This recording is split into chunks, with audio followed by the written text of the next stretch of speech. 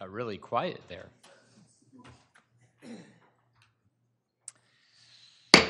All right, the Tuesday, August 15, 2023 meeting of the Eden Prairie City Council is now called to order. Please rise for the Pledge of Allegiance. I pledge allegiance to the flag of the United States of America and to the republic for which it stands, one nation, under God, indivisible, with liberty and justice for all.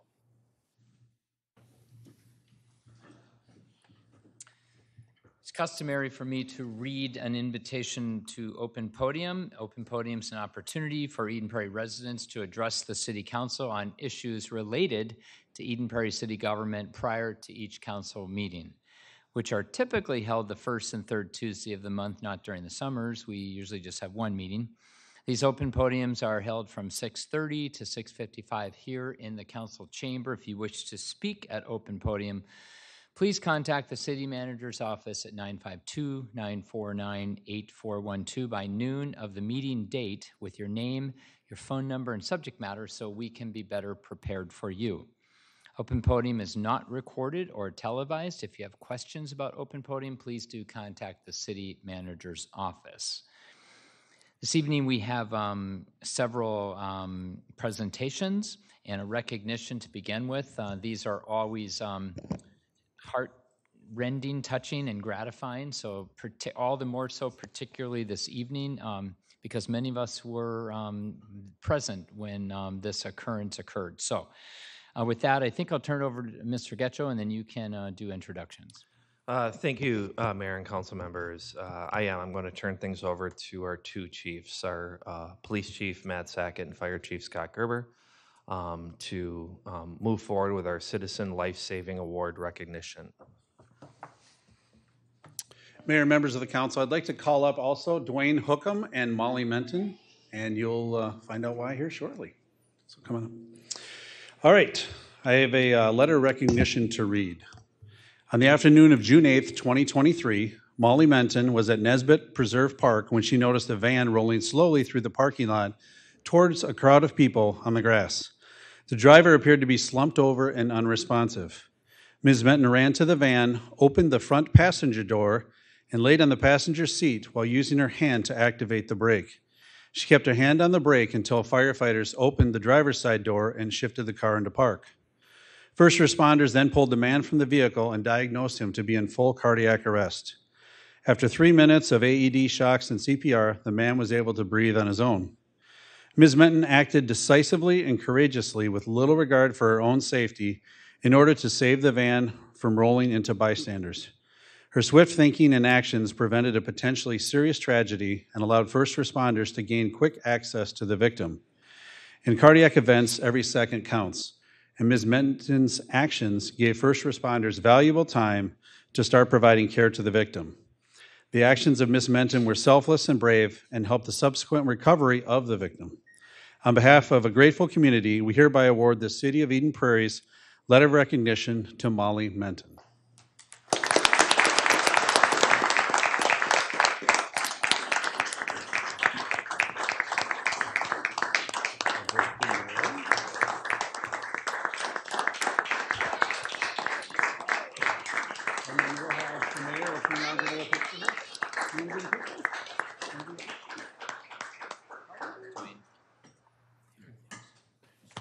And if you didn't pick up on it, Dwayne is that man.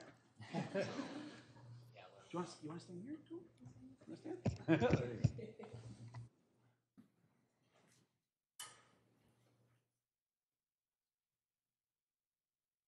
All right, we'll meet you outside. Thank you very much.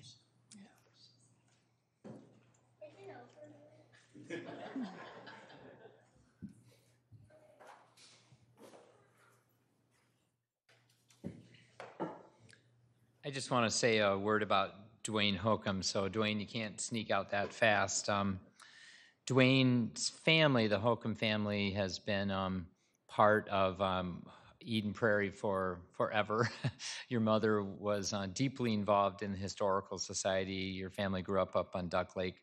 Dwayne himself grew up in Eden Prairie and moved away, but then came back. And now you live, I believe, in the house that you grew up in. Dwayne is a commissioner on our Parks and Rec Commission. He's also a member of the Eden Prairie Historical Society Board, just deeply involved in this community. So Dwayne, we're thrilled for you that everything worked out well, and we're thrilled for all of us as well, because we get you for several more decades, I hope. So, so you take care. Thank you. I just want to add also that, and Dwayne, you can walk out if you want. Not that one would want that type of cardiac event to ever happen anywhere, but and not that Dwayne chose where it happened, but it could not have happened probably in a better place, because that day we were at Nesbitt Park doing in essence, a ribbon cutting for our new water splash pad, and the cricket pitch. I was getting it. It was coming to me. The new cricket pitch. And it was at that event that Dwayne was there as a Park and Rec commissioner. And I don't know the exact numbers. Others can correct me here, but I believe there were 6 to 7 police officers, 7 to 8 firefighters, maybe somewhere around 15 emergency medical personnel, probably within 30 feet of Dwayne. So it could not have occurred at, I guess, a better place, if you can use those words. And our emergency medical staff were incredible. So, as always, but particularly that day. So, thank you, Molly, and thank you, our chiefs.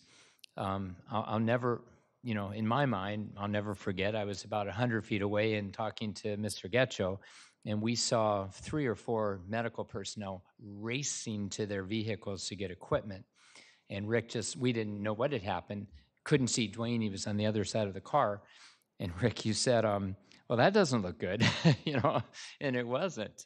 But they were amazing. They believed that they had compressions within, 30 seconds, 60 seconds, AED on within a minute, I think so. Yeah. Pretty amazing. So thank you.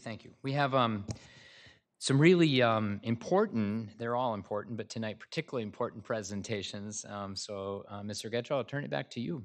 Thanks, Mayor. We have a couple different transit updates. So the next one is the Southwest Light Rail Transit project and update. And Jim Alexander, the manager of the entire operation, is here to give an update. And I'm sure he'll introduce to James Makoviak, who's also a part of the team, who's here as well. Well, I see you virtually, I don't know, monthly, so it's nice to see you in person.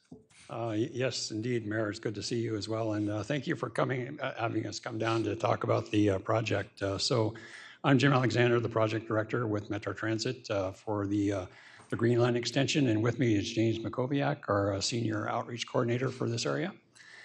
And so I think here we go. The PowerPoint is up, so I will start advancing here. So this is a common slide I show when we talk about updates, just all the work that's going on. We are actually pretty far along in Eden Prairie with civil work, as you can see out in the roadway. So this is kind of our process we go through. So in the middle there, the structures track, we're going to be essentially complete with civil work by the end of this year. We have some more work to do down at Southwest Station that you can see on Technology Drive, but mostly systems work, which is starting to get well underway as we proceed. And of course, there's going to be testing. And I'll talk a little bit about that as we get into the slide. So this is another slide that I often share with folks. In fact, we were at the Transportation Committee at the Met Council yesterday talking about this slide and progressing with our conversations with our 2 primary contractors, the civil contractor and the systems contractor. And we have essentially resolved a number of issues through a resolution process, and we're still continuing to do so. But I'll tell you that we still forecast a revenue service of 2027. And it seems like a long ways to get there, but overall, look at the project, we're about 75% complete. The piece that is still remaining is the Kenilworth LRT tunnel in Minneapolis, and that's about 55% complete.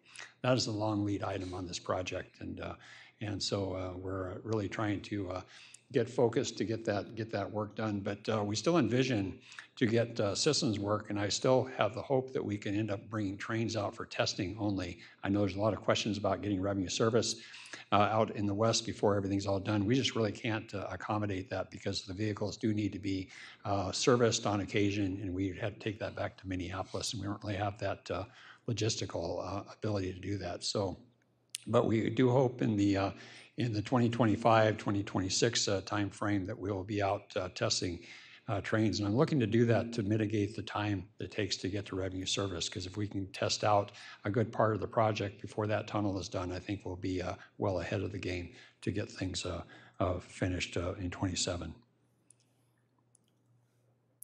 So we are putting folks to work. You can see the stats here, see the counties represented. 70 of the 87 counties within the state are represented by someone working on the project or who has worked on the project. And the DB piece as well, the disadvantaged business or enterprise, we are currently running about 22%. And you can see the numbers there, just over $227 million paid out to DB firms. Also want to kind of promote all the development, including here in Eden Prairie. Got a couple images there at the top. We're really proud of this, that there's a lot of development along the whole line. So things are really moving ahead. And once we are open, we see a lot of folks going to be near our stations here. So I just thought I'd walk through some slides of things, but maybe just to kind of recap, we're looking to have the civil construction completed by the end of 23, substantially complete. We'll probably have punch list items going into 24, but hopefully very minor things. All told, we have 4 stations and 4 LRT bridges and retaining walls, quite a bit of retaining walls. The LRT track has been placed throughout the city already, and we have OCS poles. And I just wanted to maybe stop. I've said this before, but the relationship we've had with Robert Ellis and his group working on this project has been tremendous, and I just really appreciate the cooperation. I know this is a tough project where we've been blocking a lot of roadways, particularly out at the off-ramp to Prairie Center Drive. Luckily, we're finally done with that, but I really appreciate the coordination and cooperation that we both experienced with each other. So back in May 31, we had a little celebration of the project. I understand the new CEO, Eric, is here tonight to give a presentation, but this was really a big milestone for me personally to see something completed, and it was really gratifying to see some of the old folks. Len, you can see him off the right there. He's now retired, but that was a big deal. So bus is now operating out of the station, and in a couple of years we'll have LRT as well. So here are some images. This is pretty much where the work is left to go. On the image on the right is, you can see on the right of that picture is our new park and ride ramp that joins with the existing ramp owned by Southwest Transit. It's a 450 stall ramp that essentially acts as one ramp. That's once it's all done with Southwest Transit's parking facility. This area is getting built up for a ramp to go into that parking area and also for passenger drop-off. And luckily, we are through with driving piles. I know that's another issue. We have about, I forget what the number is. It's a lot of miles of piles at this location. Very soft soils. Some of the piles going down about a little over 100 feet into the ground. This is the image just inside the station under that 450 stall ramp for the LRT station. And then exterior view we took one evening with this, where the buses come in with Southwest Transit in a waiting area off in the distance on the left, and this is what it looks like inside. So we'll just kind of head eastward here. So this is Prairie Center Drive. And some lighting. The lighting does change colors depending on the mood of the city, I guess, and kind of a nice green there to reflect the Green Line extension. Eden Prairie Town Center Station, and you'll see some fencing around. That might be a question you all have about what we're going to do once we're all done with work and not ready to run trains. But that is something that is key on our mind to maintain these facilities that we're building. And one of the things we're looking at is likely just to continue the chain link fencing around plus monitoring. We are gonna hire a contractor to help us with the maintenance once we receive these facilities from the systems contractor. Valley View Road LRT, the pier here with the artwork turned out pretty nice. And 9 Mile Creek LRT Bridge as we make our way into the Golden Triangle area and the Golden Triangle Station. I think we have about 76 stalls. Essentially, it looks like it's done, but still not done with the systems work. And the Highway 212 Shady Oak LRT Bridge, second longest bridge on the project, just under 3,000 feet in length. And City West Station, and so you can see the plaza area off to the right there, and the parking area and the station on the image on the left. And the last image on the civil work, this is the LRT tunnel that goes under Highway 62. So for systems work, this is something that's just starting to crank up. We're about overall about 10% complete with the civil work overall in the field. In terms of payout to the contractor, it's about 50% because we did a change order with the systems contractor to have them continue to procure and build traction power substation signal houses, and we're storing those locally. So when we're ready to install those out in the field, we have them at the ready for that. So there's some pieces that help run the system. So this is a traction power substation, and what that does, it takes the energy from the power from Excel and converts it from alternating current to direct current to get into our system to drive the trains. And here's just more images of that traction power substation. And the foundation work, you can kind of see it's kind of busy with a lot of duct work going into these. We have a lot of cabling going into these pieces of equipment. And the next piece is the overhead contact system. So that's the wiring that's overhead. Essentially, that the power that comes from those traction power substations goes to this wiring, and then the LRVs, the light rail vehicles, have a catenary system to connect to that wire to bring power to that train, to the train cars. So communication and outreach, James has been integral in leading this, but over 140 meetings since January of this year, and we continue with engagement, particularly this summer. We've been holding walking tours. We're going to have another series of walking tours coming up in September. And you see 6 tours held along the corridor in July, and quite a few folks. It usually gets filled out pretty quickly after we post it. So look for that coming in September. And then we talk about what's to come. There's a lot of interest in what's happening, particularly out in the Eden Prairie and Minnetonka area where you think things are done. They're not quite done yet, but we're getting there. So, Mr. Mayor, council members, I'll pause there for any questions. You know, the one question we probably, well, number one, let me say that I don't hear a lot about LRT much anymore, though occasionally, and sometimes just concerns with mass transit or public transportation in general. But one question that I hear probably, and again, random, rare, it's just about funding. And people hear that we're, what is it, 280 million, sorry, billion would be. A little heart failure there. I made you really nervous there. 280 million short. And the feeling is that we'll figure it out. It will, when all the parties in the end, they're not going to let a 2.3 billion project, did I do that one right? Or is it more than 2.5, 2.6 something? Our current estimated budget is $2.7 billion. Okay, they're not going to let a $2.7 billion project not get completed on less than 10% of that. But nonetheless, any recent thoughts on the funding piece of this and the confidence that it'll work out? Sure, Mr. Mayor. We are confident that we will work it out. We have continuing conversations with our primary local funder, Hennepin County, along with the governor's office, and we're also talking with FTA. So those conversations are ongoing, and we will get it solved. It's just we're not there yet, but Sounds good. we anticipate we will get there.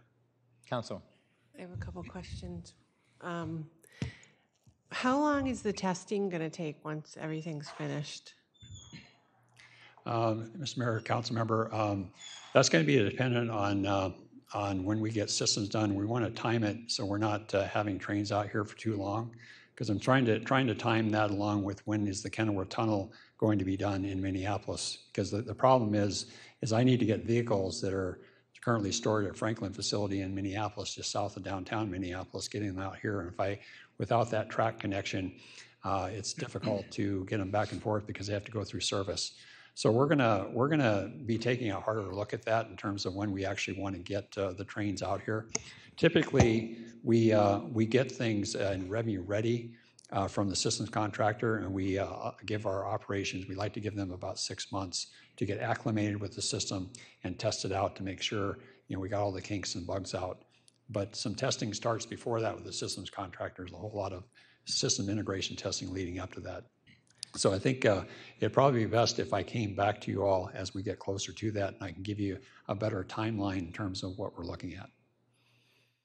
And then also I have a question about the turnstiles, like ticketing turnstiles. You're not going to have anything like that, and is that true? Yes, that is true. This is based on a proof of payment process. So as the customers approach our station, we enter a fare zone on the station platform, and they have devices such as a smart card reader or a ticket vending machine to pay for fares, and then so they can board after they've paid their fare. Alternatively, if they come from a bus and they already have their ticket, they can use that as a transfer.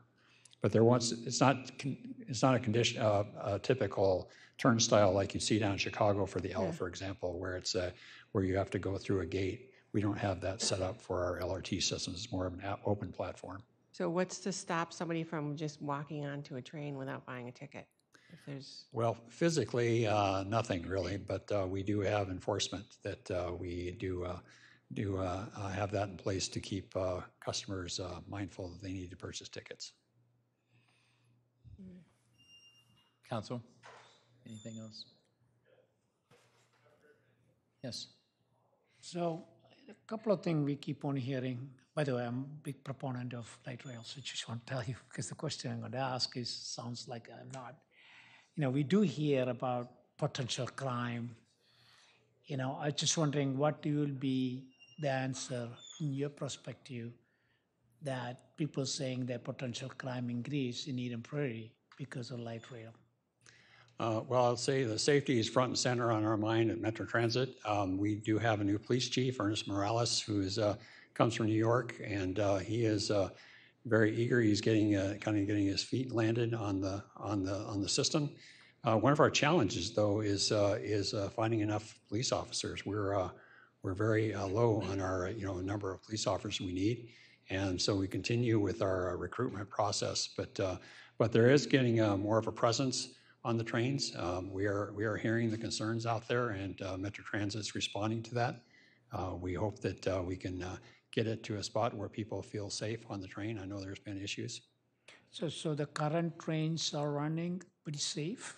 I mean, that will be the model of this one as well, right? Yes, that's correct, yes. Another question is the ridership estimate. When we started this project, I bet we had some estimate after called PC, post-COVID time today, and the ridership changed, dynamics changed dramatically, right? People are going to downtown a lot less, right? So how do you do an estimate to say what that would be projection in 2027 is? At this juncture, we don't anticipate doing a projection. We had to do our projections back when we were looking to get qualified with FTA, the Federal Transit Administration, and our current number is 29,000 average daily rides, but that was pre-COVID. Yeah. I'll just say I've been interested in what that's going to look like, but we haven't necessarily done a study for that. We're going to continue to build, and we're going to continue to advertise this project. And once we get into the line, we'll have to see how it lands. Yeah. Okay. The other question, this is our Eden Prairie Eden Prairie has a goal of being carbon neutral in 2050, right? 2050, I think. And I was wondering, having a light rail, how much CO2 reduction will be once that operating? Any estimation has done in that perspective? I would have to go back to our environmental documentation. I don't necessarily have that at the ready. Okay. And the last comment, I think is when I drive by like that picture, it looks beautiful to me. It's not ugly. Sometimes you think a train going through something ugly, we're right cutting through our city. I think it's you guys who are all responsible, done a good job. Nice move. Thank you. All right. Thank you for taking the time to come and give us an update. We'll have you back. Appreciate that very much. And if people wanted to learn more themselves, I'm assuming your website's available and they have access to asking questions or... Yes, Mr. Mayor, I was going to click on to the last slide. I think we have our info on the on our thank you slide, but there we go. There we go. So we have many venues to check in on us. I'd say the greenlineextension.org is probably the best best mode. And James Makoviak is always available. Great. Take a call. All right. Thank you so much. All right. Well, thank you. You have a great evening.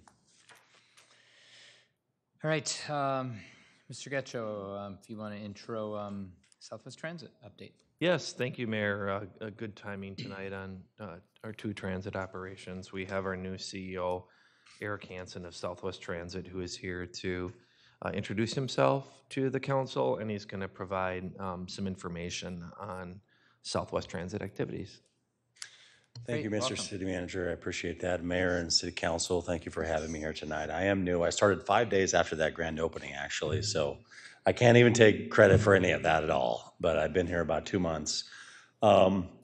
Just as an editorial comment, I actually think it's really interesting and kind of amazing what's happening right there at the Southwest Station and around it with the development and the rail being there and the station and everything else. I mean, I think it could be really synergistic. And so my hope is that we can kind of all work together to make this a successful kind of thing for both Metro Transit and Southwest Transit. And I've got just 3 brief slides. I was told I had 5 to 7 minutes. I probably already used 2 of it. And I don't know, I can't remember what I did on the transitions on this. If you just want to flip through the whole slide so that all of it's up there.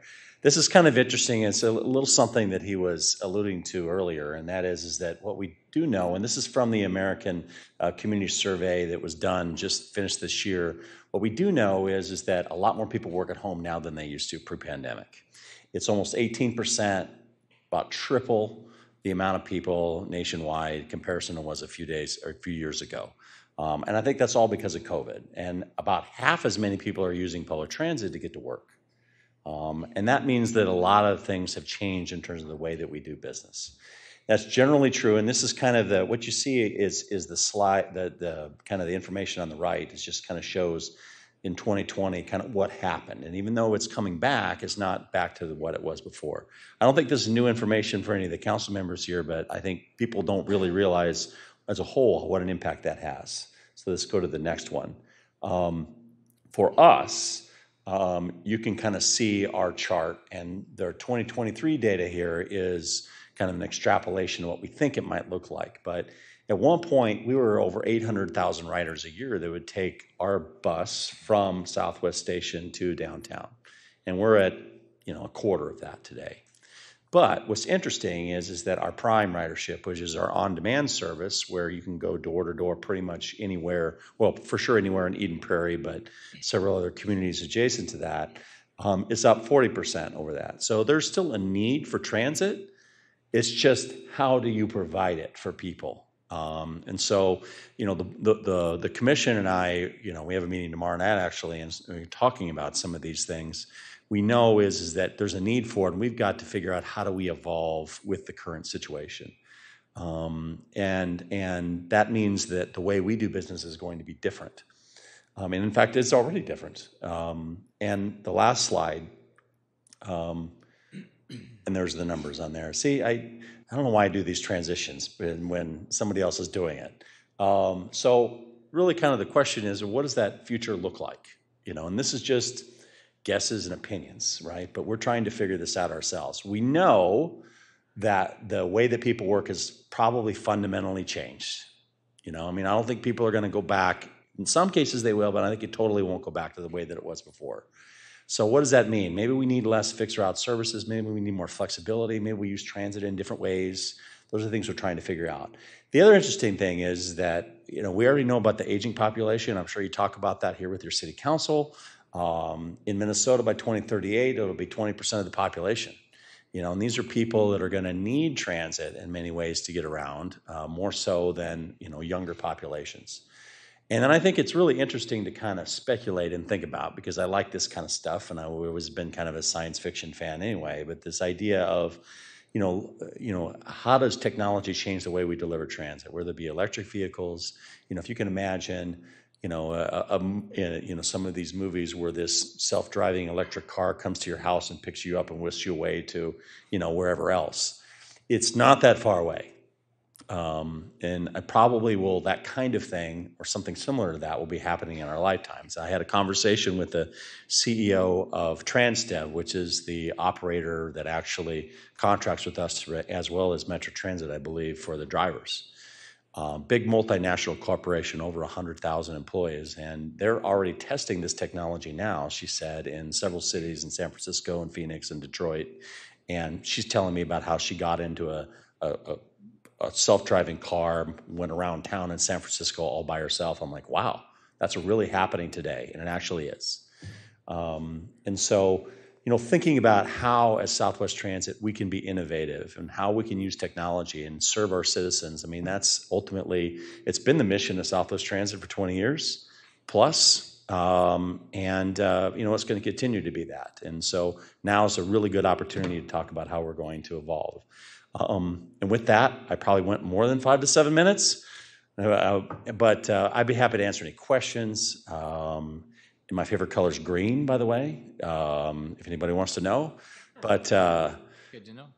I'm being a little facetious, but it is kind of our favorite color. I like the green, by the way, the green lights. You should keep it green all the time. Does anybody have any questions for me about Southwest Transit or anything like that? And just to acknowledge that our two council representatives on your Thank you. commission. I should have done that. I'll let you as chair maybe No, acknowledge our amazing council members. you're well represented with PG and Mark on our commission, and you know, very active members and dedicated to this, you know, organization. And actually, I'm really fortunate. All of our commission members from our 3-member cities, Chanhassen, Chaska, and Eden Prairie, are you know, top notch and well represented. And so you know, we're very pleased to be able to have that partnership. And you know, just as a whole, from my perspective, as somebody who has only lived in Minnesota for 3.5 years, came from before this immediately Colorado and the Denver metro area, the idea that communities could come together to provide a transit service like this, you know, I mean, that's a unique phenomenon. You don't see that in a lot of places where, you know, people agree on something like that. You know, it's. I think we're fortunate in this community to have that. Great. So, Council, any questions? No, I just have a comment. I think for Eden Prairie, Southwest is extremely important. I think Councilmember Nelson was mentioned to you when you met her. I agree with that. I think it's. I have taken Southwest to airport multiple times, and I have seen that people that going from house to work and in same buses. And I was wondering, those people don't have another way to get to work. So it's not that important for me to get to airport. I can get other ways. But those people, there's a lot of them, 400,000+ people. That's a real thing. It is. I was late last week. I was out with one of our staff members, and we were kind of walking door to door, providing some information about the Prime service. And we were in Chanhassen, actually, at a shopping center with the Cub Foods. And there were 2 occasions where one of them we met the owner of a liquor store. He was talking about, oh, this would be a great service because, my employee doesn't have a car and I have to go pick him up in order to get him, to bring him to my work. I mean, this is what we're dealing with. We almost walked out, actually. It was a fast food restaurant, and this guy comes up and he says, oh, tell me about this because I live in Chaska and I don't know how to get here from there, And so, yes, in many cases, we're talking about serious workforce development issues, right? Because if you've got a small business and you can't get your employees to work, that's a real problem for you. We fill for $5 a ride. That's an affordable kind of service for a lot of people. So this is very much in the same way that transit-oriented development, the presentation earlier talking about jobs. I mean, this is very much as an economic development issue, right? Because what we're doing is providing people a way to get to and from where they need to go.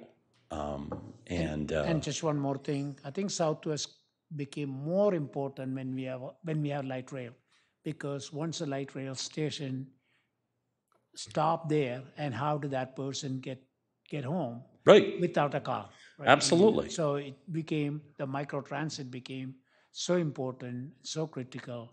So I'm pretty proud to be part of the commission and serving that. Yep. Absolutely. Thank you. Yep. All right. Thank you so much for coming this evening. Thank you, Mayor, for your time. I appreciate it, and have a great Nice to council meet meeting. you officially. You bet. Thank you so much. You Bye-bye. bet. And thank you to Councilmember Ryan and Councilmember Freiberg for representing the city council on the Southwest Transit Commission. Mr. Getro, I believe we have 4 donations this evening. I'll say it right now how much we accept all donations because they help to take further or stretch our tax dollars. We can't do it all. These donations are deeply appreciated. Yes, Mayor. Mr. Lotthammer, I believe all these apply to his department, so he will be able to walk through these with you. Your Honor, council members, this first one is from the American Legion Post 580, the Chanhassen Legion, who also represents many from Eden Prairie. But it's a donation to our senior center of $1,500 to purchase a lathe for in the wood shop. So a really significant donation that I know will be very well used. Great, thank you. Council, if you have questions, just interrupt me. Otherwise, let's just go ahead and have a motion. I'll move to adopt the resolution accepting the donation of $1,500 from the American Legion Post 580 for senior center workshop equipment. Is there a second? Second. All those in favor say aye. Aye. Opposed? Mr. Lotthammer. This donation is one that's occurred many, many years in a row. It's from Comcast, and thanks to the work of Council Member Toomey, securing those dollars, it does help with our safety camp. That is an event that police, fire, parks and recreation, and other members of departments from the city take place. And this year we had 119 kids that went through safety camp. And this type of contribution, $5,000, certainly goes a long way to make it much more affordable for our families. And just to call out and thank Council Member Toomey, who is the chair of the Eden Prairie Crime Prevention Fund. So thank you for your work with that. Is there a motion to accept or adopt the resolution? You do. Adopt the resolution accepting the donation of $5,000 for the safety camp from Comcast through Eden Prairie Crime Prevention Fund. Is there a second? Yep. All those in favor say aye. Aye. Opposed? All right, Mr. Lotthammer. Another donation towards the senior center. This is towards the golf event. It's $250 from the Gasson Company, and that is a event that takes place every year out at Dahlgren Golf Course, and it's very well attended by our active senior golfers. All right, Council, motion. I'll adopt a resolution accepting the donation of $250 from Gasson Company for the Senior Center's Golf Classic. Second. All those in favor say aye. Aye. Opposed? Mr. Lotthammer. This is from the Prairie School of Dance, New Horizon Academy, for the Movies in the Park. It's a $250 donation, and it's that time of year when the sun is getting low enough, soon enough, that we can actually do reasonably timed evening movies at Starring Lake Park. So watch for those. They'll be at the amphitheater. Nice. Is there a motion? I'll adopt a resolution accepting the donation of $250 from Prairie School of Dance and $250 from the New Horizon Academy for August movies in the park. Is there a second? Second. All those in favor say aye. Aye. Aye. Opposed? All right, just Chair's prerogative here, I guess. I just wanted to add in that over the last, well, I guess it was yesterday, actually, I participated in 2 events in the city that I'm highlighting because it's our nonprofits that were part of both of them. But the city participates in the Let's Go Fishing nonprofit program in that we allow them to use dock space down on Riley. And just yesterday, I was part, and Council Member Toomey was there, and Council Member Narayan. I was part of dedication of a new pontoon boat that was based on, benefited from a contribution from Shields of $50,000. So I just wanted to call out Shields for their participation in helping the Let's Go Fishing program. And then last afternoon into the evening, the Lions Club sponsored their golf tournament up at Bent Creek, and many of our city staff were there participating in the tournament. I don't think they won anything, but I'm sure it wasn't because of Mr. Getchell's golf game. But nonetheless, just to compliment the Lions as well, with the caveat that I am one, the Lions Club is just a wonderful nonprofit in our city, giving every dime they raise back into the community, and it amounts to tens of thousands of dollars a year. So they have their large fundraisers, which are also wonderful amenities here in the city, from the corn feed to the pancake breakfast to schooner days. It's just wonderful to have these nonprofits in town. I'll add that the Crime Prevention Fund was part also of the Shields dedication of the boat yesterday. So it's just all these nonprofits are working together, helping to make Eden Prairie the great city that we are. All right, moving on to down the agenda, we now have the approval of the agenda. Are there any items by council that you wish to add to the agenda this evening? If not, is there a motion to approve it? Move to approve the agenda. Is there a second? Second. All those in favor say aye. Aye. Opposed. All right. Moving to minutes. Any questioning of the minutes, either edits, changes that you wish to call out? If not, is there a motion to approve both of the minutes of the workshop and the council meeting held back on July 11th? Move to approve the following city council minutes. The council workshop held Tuesday, July 11th, 2023. City council meeting held Tuesday, July 11th, 2023. Is there a second? Second. Any further discussion? All those in favor say aye. Aye. Opposed.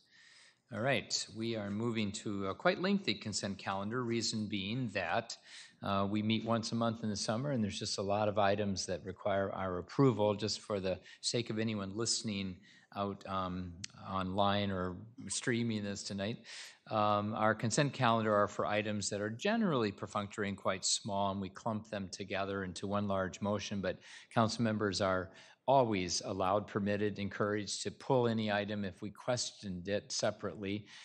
So let me ask you, are there any items you wish to question or pull? If not, is there a motion to approve the consent calendar A through V? I'll move for approval of items A through V on the consent calendar. Is there a second? All those in favor say aye. Aye. Opposed. All right.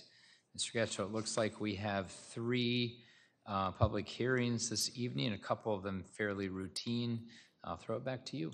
Yes, thank you, Mayor and Council. Our first public hearing is an application, a land use application from Menards.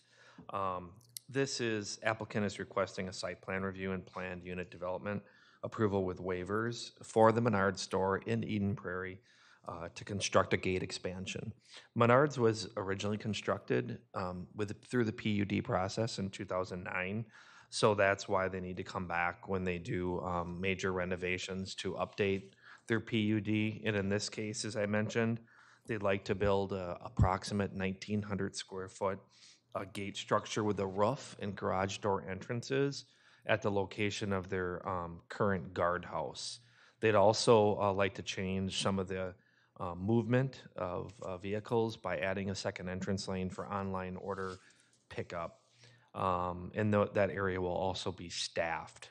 The Planning Commission, I believe, unanimously recommended approval, and there is someone here from Menards to provide a brief overview of this project for you, and then the staff and/or the applicant can answer any questions that you might have. Great. Welcome, please come forward. Give your name and address, title, whatever you want. Sounds great. Social security number. No. Good evening. Name is Nick Brenner, 5101 Menard Drive, Eau Claire, Wisconsin, real estate representative for Menards. So did a great job explaining the project. We're looking to add on a new lane.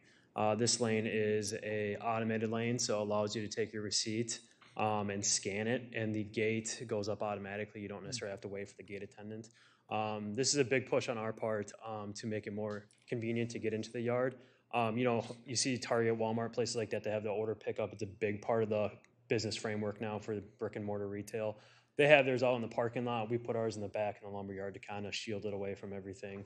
So there's a little bit more traffic that goes into the yard, so that's why it's so important to get this third lane in there, because it allows the gate attendant as well to really concentrate on that outbound lane that they will still do today, do as like they do today. So the difference here is when we got the store approved 15 years ago, we were kind of in an era where we didn't really care if the gate was covered or not. Obviously 15 years later, a lot more experience, especially with the climates up here, we've realized that it is very important to have them covered. It protects the equipment better, provides a better, safer atmosphere for the guests and the employees. So that is why we're proposing to cover all 3 lanes, whereas there's no cover today. So with this being the case, with this being proposed, we do need that PUD amendment. We have a couple waivers. I can run through them real quick for you. One is to increase the BAR, FAR. When we did this approval originally, we took a big structure and jam-packed it in a small area. So whenever we have to add on to the building to upgrade, we will have to go back through that process and ask for that waiver. That's why we're doing it here today. The second one is setbacks. It's a 20-foot setback. We're asking for 11 feet 8 inches. The good news here is we did get a 30-foot no-build easement from the neighbor to the east. So that means there's no buildings that can ever be placed within 30 feet. So even though we are decreasing it on our property, we did go ahead and get an agreement with the neighbor to expand that setback. So the real intent of that setback is still being put in place. The third one is signage. We're asking for 50 square feet more on this building. Most of it is directional in nature, in, out, helps direct people which gate to use, everything like that, very important. There is one sign that has some legal stuff on it. People a lot smarter than me is telling me we need it on there, unfortunately. So we are asking for that. The good news is this gate does sit further back from the store, so you really only see it when you go to the gate, which is where you need that directional signage anyways. And then the final one is the facade. We meet the requirements on the front facade and the side facade. The back facade that's inside the yard, only visible from the yard, we don't meet, and that is partially because it's an open-sided facade, meaning we only have the overhang. We don't have those support columns that come down. So that is why we're asking for the waiver on that one. So with that, I'd be happy to answer any questions. Council, this is a public hearing, so you can, if you had a question, save it, or you can ask no. Either a proponent or staff.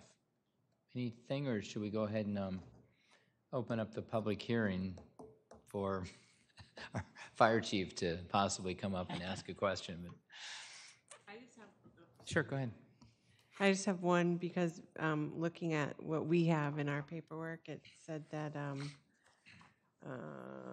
the public sewer has to be rerouted, and that's going to be paid for by Menards, correct? Correct. Okay. So we'll call you back up if we have questions, but thank you so much. Okay, thank you. So this is a public hearing. If there's anyone in the audience wishing to come to address the council on this issue, please come forward.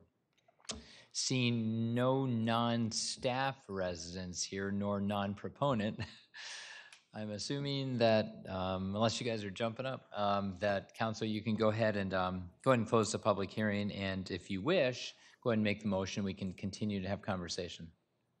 Okay, I'll move to close the public hearing and adopt a resolution for a PUD concept plan review on 15.72 acres and approve the first reading of an ordinance for an amendment of PUD district with waivers on 15.72 acres and direct staff to prepare a development agreement amendment incorporating staff recommendations and council conditions. Second. Any other discussion? Questions, comments?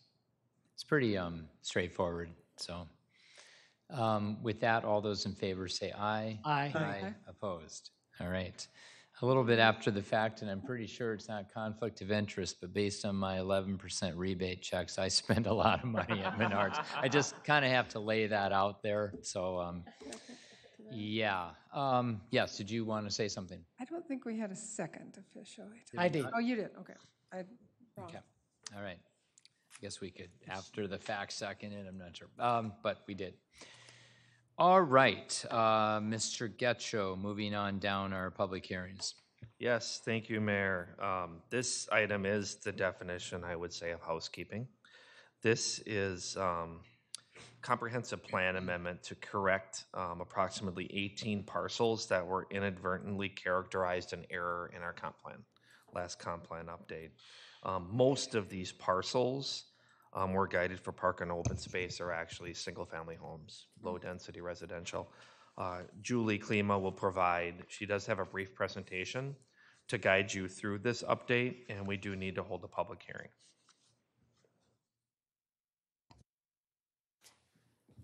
Thank you. So now that we are about halfway through the life of the Eden Prairie Comp Plan, Aspire 2040, staff has done a routine audit of the document, and as Mr. Getcho mentioned, we found about 18 parcels that need to be corrected, so we're bringing those forward to you in one lump sum rather than bringing them forward individually. So they really fall into three categories. The majority of the properties are currently guided park and open space, but they are privately owned properties that may or may not have a single family dwelling on them. In some cases, they're adjacent to park and open spaces, so the color coding, may have been done a little bit in error, and so we'll look through those in a little more detail in a future slide. And in addition, we are also looking at the mixed use and flex service revisions along Martin Drive. So this is a map of the entire community identifying where the parcels in question are. As you can see, they are scattered pretty evenly throughout the community. This slide shows you those properties that I mentioned earlier, guided park and open space that are privately owned, may be adjacent to existing park and open space, but are privately owned and intended to develop as low-density residential or single family. So as you can see, those are located throughout the community as well.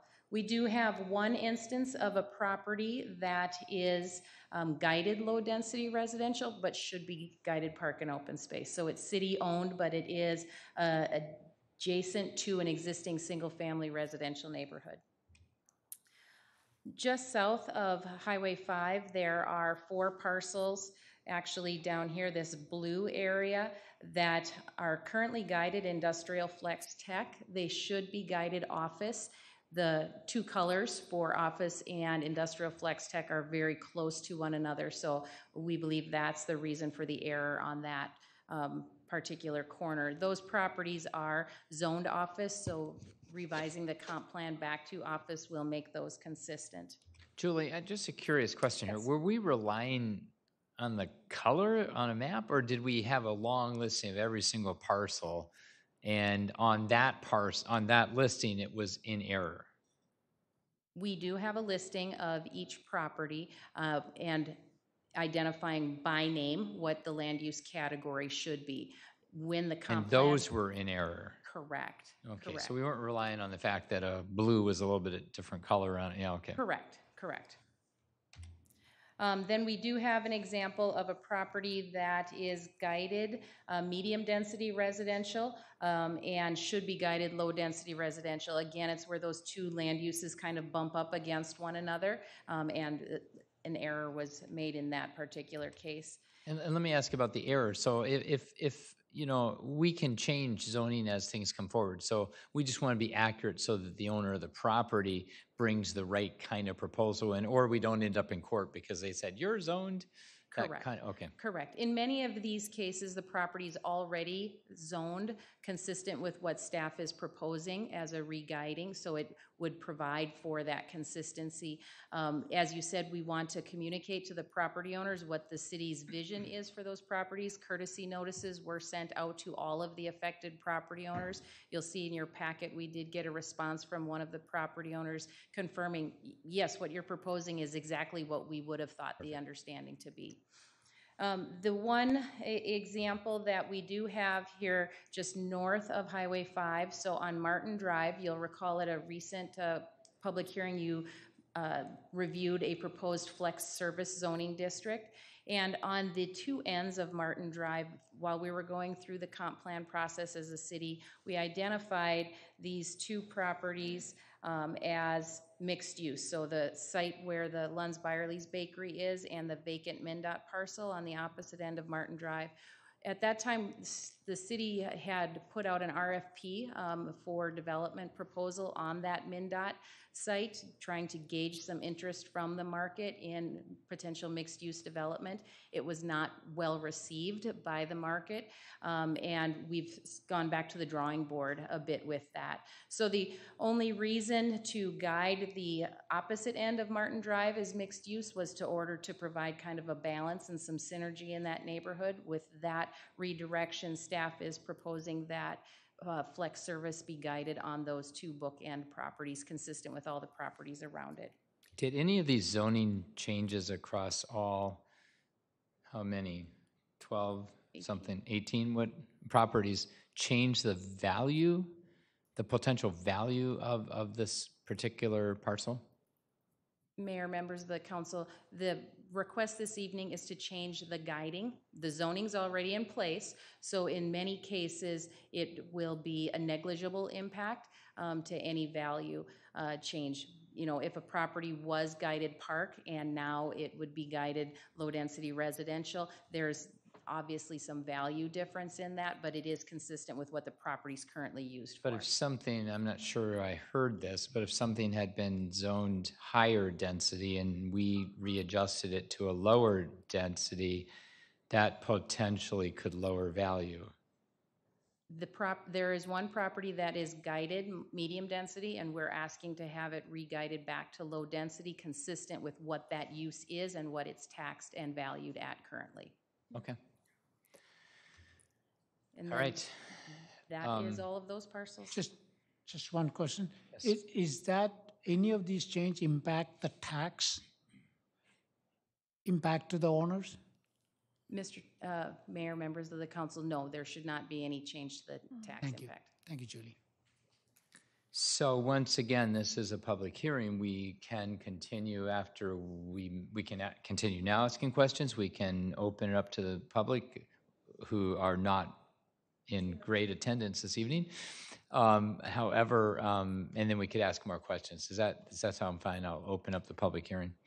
So this is a public hearing. Is there anyone in the audience wishing to address the council on the comprehensive plan amendment land use?